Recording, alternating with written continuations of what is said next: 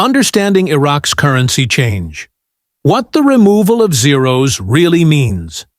Welcome to IQD to VND. If you haven't already, make sure to subscribe to the channel. We're on our way to reaching 300 subscribers by the end of March. Let's make it happen. Now, let's jump into today's topic. What if I told you that a simple adjustment in currency could cause confusion among thousands, if not millions, of people? Sounds unbelievable, right? But today, we're diving deep into a recent statement made by Sila regarding the possible removal of zeros from Iraq's currency. At first glance, this might seem like a simple change, just adjusting the numbers on banknotes, but the reality is far more complex. This decision could shape how people perceive their money, handle transactions, and manage their finances. So, let's break it down step by step to understand what's really going on. Why does this matter? You might be wondering, why should I care about the removal of zeros from Iraq's currency? What difference does it make? Well, the answer lies in how people interact with money daily. Whether you're a business owner, investor, or just someone trying to manage household expenses, understanding how changes in currency policy affect you is crucial. So, let's start with what Sila actually said. Sila's statement. No plans to remove zeros. Yet Sila made it clear that the Iraqi government is not currently planning to remove zeros from its currency. But what does that mean? In simple terms, removing zeros from a currency means reducing the number of digits on banknotes to simplify transactions. However, Sila's statement suggests that this isn't about increasing the value of the Iraqi dinar. It's about making cash transactions easier and improving the overall banking system. Now, here's where things get interesting. Debunking the myths. Does removing zeros increase value? If you've been following discussions about the Iraqi dinar, you've likely heard some so-called experts or gurus claim that removing zeros will increase the exchange rate and strengthen the dinar. But is this actually true? Let's put it to the test using basic math. Imagine you have a 25,000 Iraqi dinar banknote. Based on today's exchange rate, that's worth about $19. Now, if Iraq removes 3 zeros from the currency, that 25,000 IQD note would become a 25 IQD note. But what happens to its value?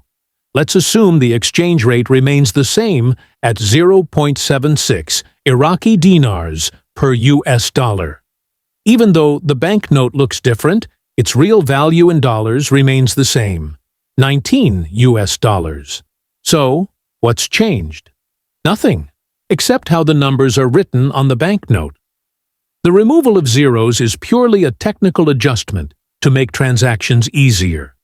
It doesn't automatically mean the currency's value will increase. Why is there so much confusion? The topic of currency changes always sparks strong emotions. Money isn't just numbers. It represents people's savings, security, and financial future. When governments make adjustments to a currency, many people fear devaluation, inflation, or economic instability. This fear often leads to misunderstandings and misinformation, especially from sources that claim removing zeros will make people instantly richer. But here's the truth. Removing zeros does not automatically make a currency stronger. The real value of money remains the same unless backed by economic growth. A simplified currency does not guarantee increased wealth. How will this impact inflation? A common question people ask is, will this affect inflation? The short answer, no, not directly. Think of it this way. Removing zeros is like changing the design of a banknote, but not its purchasing power. The fundamental value of the currency is still determined by supply and demand, government policies, and the overall economy. However, If Iraq does not properly manage currency circulation, inflation could become a problem in the future. What's Iraq's real strategy? Beyond the discussion of removing zeros, Iraq has been working to stabilize its currency by managing the supply of dinars in circulation. When a country has too much money in circulation, its value drops, leading to inflation. On the other hand, reducing the money supply can help strengthen the currency over time. To achieve this, Iraq's central bank plays a crucial role in regulating the supply of dinars in circulation, controlling inflation through monetary policies, increasing investor confidence in the Iraqi economy. What does this mean for foreign investors? For international investors, the big question is, will Iraq allow foreigners to freely exchange dinars? If Iraq limits access to its currency, it could make dinars more valuable in the long run, but it could also create risks.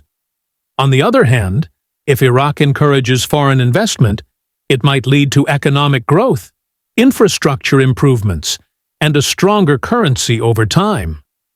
Both scenarios come with risks and opportunities. That's why investors should pay close attention to Iraq's policies and economic trends before making any big moves. Lessons from other countries. Iraq isn't the first country to consider adjusting its currency. Let's look at two real-world examples.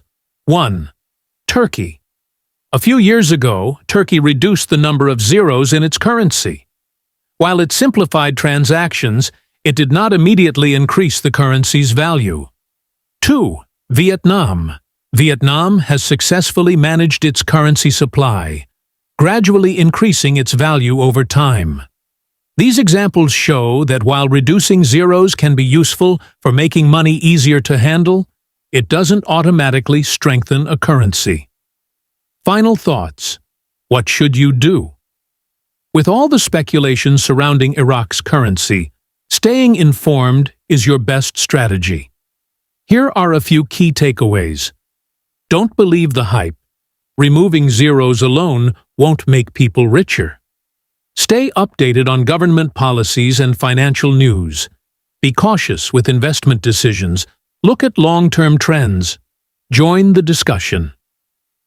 Now that we've broken down Sila's statement and the reality behind currency adjustments, I want to hear your thoughts. Do you think the removal of zeros is just a technical change? Or do you believe there's more to it? How do you see Iraq's currency evolving in the future? Drop your opinions in the comments section below. If you found this article helpful, like and share it with others who might be confused about these changes. Let's build a community where we can learn and grow together. Thanks for reading, and stay tuned for the next update on IQD to VND.